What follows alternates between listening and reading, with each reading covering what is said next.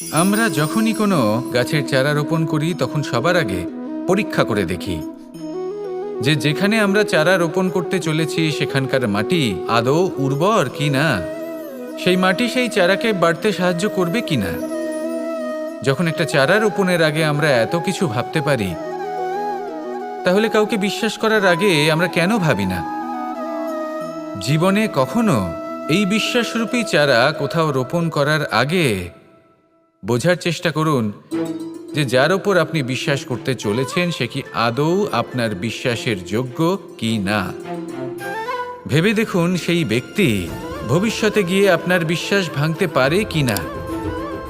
এটাও ভেবে দেখুন যে যাকে আপনি বিশ্বাস করতে চলেছেন তাকে আপনি বিশ্বাস করলে নিজের জীবনের উদ্দেশ্যে আপনি অগ্রসর হতে পারবেন কি না। আর তার জন্য প্রয়োজন সঠিক সিদ্ধান্ত, পরখ করা, কোনটা উচিত কোনটা অনুচিত সেটা বোঝা। আর তাতে কিন্তু আপনি সন্দেহবাতিক হবেন না, তাতে আপনি আরও নিপুণ হয়ে উঠবেন। তাই যদি আপনি নিপুণ হয়ে উঠতে চান তাহলে বোঝার চেষ্টা করুন, পরখ করে দেখুন, কোনটা উচিত কোনটা অনুচিত বুঝুন। আর বিশ্বাস তখনই করুন যখন আপনি 100% নিশ্চিত হবেন যে সে বিশ্বাসের যোগ্য। আসুন আমার সাথে ভালোবেসে বলুন, রাধা রাধা। যখনই আমরা সূর্য আর চন্দ্রমার কথা বলি তখনই আমরা চন্দ্রমাকে কিছু কম বলে মনে করি, সূর্যকে বেশি গুরুত্ব দিই। কারণ সূর্যই আমাদের প্রকাশ দিয়ে থাকে, সারাদিন আমাদের প্রকাশ প্রদান করে।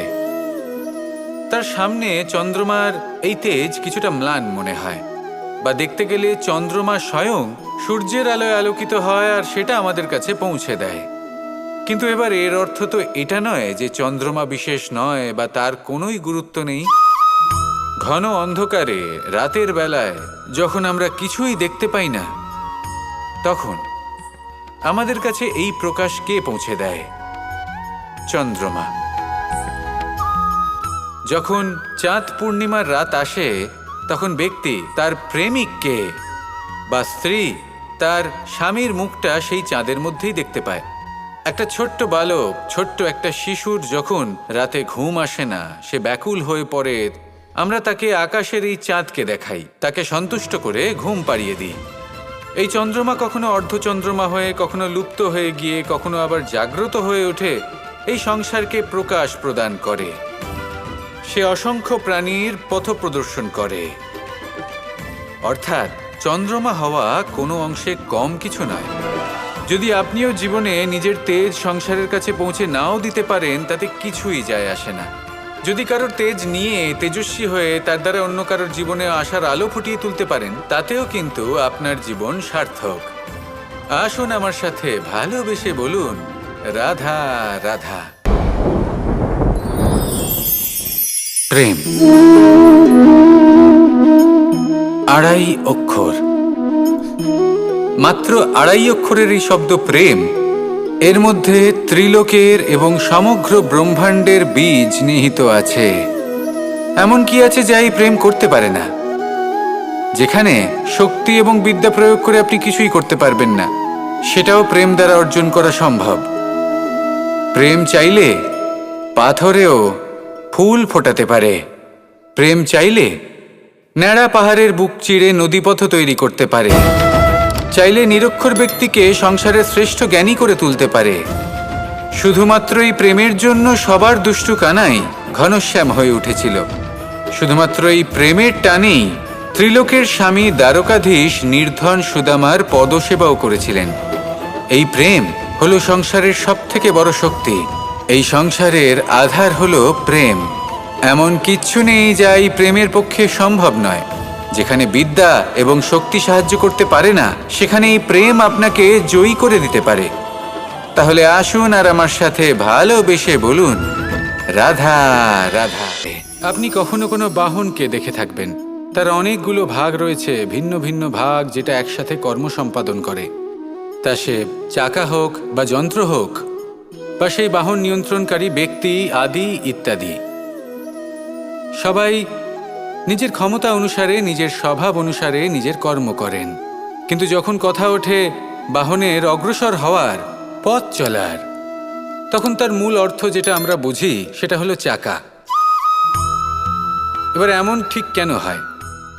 কারণ চাকার স্বভাব হলো চলতে থাকা, সেই জন্য সে চলতে থাকে, তাই বাহনও চলতে থাকে। এবার সেটাই মানুষকে বুঝতে হবে নিজেদের সম্পর্কের বিষয়ে। অনেক সময় মানুষ ব্যথিত হয়ে পড়েন, ভাবেন আমাদের এই জীবনে সম্পর্কগুলো আমাদের ইচ্ছে অনুসারে চলে না। এবার এমনটা মানুষের কেন মনে হয়? এই কারণে মনে হয় কারণ সে সম্পর্কগুলো বুঝতেই পারে না। সম্পর্কগুলোর সাথে কিভাবে চলতে হবে, কিভাবে চলা উচিত, সেটাই সে বুঝে উঠতে পারে না। দেখুন, সম্পর্ক যখন তৈরি হয় তখন সেই ব্যক্তি যুক্ত হন, তাদের সাথে নিয়ে আপনি সামনে অগ্রসর হন। এমন কখনোই হবে না যে আপনি এগিয়ে চলেছেন আর আপনার সম্পর্ক আপনার পেছনে পেছনে আসছে। ঠিক যেভাবে বাহনের ক্ষেত্রে চাকার স্বভাব হলো চলতে থাকা, ঠিক সেভাবেই সম্পর্কের স্বভাব হলো সাথে থেকে অগ্রসর হওয়া। তাই এই সম্পর্কগুলোর সাথে যুক্ত থাকুন আর জীবনে অগ্রসর হতে থাকুন। এই সম্পর্কগুলি আপনার জীবন সুখে পরিপূর্ণ করে তুলবে। আর তখন এই মন সুপ্রসন্ন হয়ে বলবে, রাধা রাধা। আমাদের জীবন হলো একটি যাত্রাপথ, একটি প্রতিযোগিতা। আর এই প্রতিযোগিতায় এগিয়ে থাকার জন্য, জয়লাভ করার জন্য আমরা সবাই কোনো না কোনো সাহায্য খুঁজি। কেউ ঈশ্বরের শরণে যান, কেউ গুরুর কাছে যান, কেউ মাতা পিতার কাছে যান, আবার কেউ যোগ্য বন্ধু নির্বাচন করে নেন। আর হ্যাঁ, এনারা সবাই আপনাকে জীবনে অগ্রসর হওয়ার পথে সাহায্য করতে পারেন। কিন্তু এমন একজন ব্যক্তি আছেন এই সংসারে, যিনি এই সংসারে আপনাকে সবার আগে নিয়ে যেতে পারেন। আর সেই ব্যক্তি হলেন স্বয়ং আপনি, আর কেউ নয়। অর্থাৎ আপনি যদি চেষ্টা করেন, পরিশ্রম করেন, তাহলে আপনার বন্ধু, আপনার বান্ধব, আপনার পরিবার, আপনার গুরু আপনাকে সাহায্য করতে পারে, আপনাকে আরো অনেক বেশি প্রদান করতে পারে। কিন্তু যদি আপনার চেতনাই না থাকে, তাহলে কেউ আপনাকে এগিয়ে নিয়ে যেতে পারবে না। যেমন ছোট্ট একটা বালক যে সবেমাত্র হাঁটতে শিখছে, প্রথমে সে হামাগুড়ি দিয়ে চলতে চেষ্টা করে। তার মাতা পিতা তাকে দেখে খুব আনন্দ পান, তাকে উৎসাহও দেন। সেই ছোট বালক দাঁড়াতে চেষ্টা করে, হাঁটতে চেষ্টা করে, আবার পড়ে যায়, আবার উঠে দাঁড়ায়, আবার চেষ্টা করে, আবার পড়ে যায়। আর ভবিষ্যতে গিয়ে সে হাঁটতেও শিখে যায়, আবার দৌড়তেও শিখে যায়। এই সংসারে আপনি যে কর্মই করতে চান না কেন, যে স্বপ্নই আপনি পূর্ণ করতে চান না কেন, সেটা আরম্ভ হবে আপনাকে দিয়ে, আপনার কর্ম দ্বারা। তাই কর্ম করতে শুরু করুন। বাইরে থেকে সাহায্য পেতেই পারেন, তা সদ্ব্যবহার করুন আর আমার সাথে ভালোবেসে বলুন, রাধা রাধা।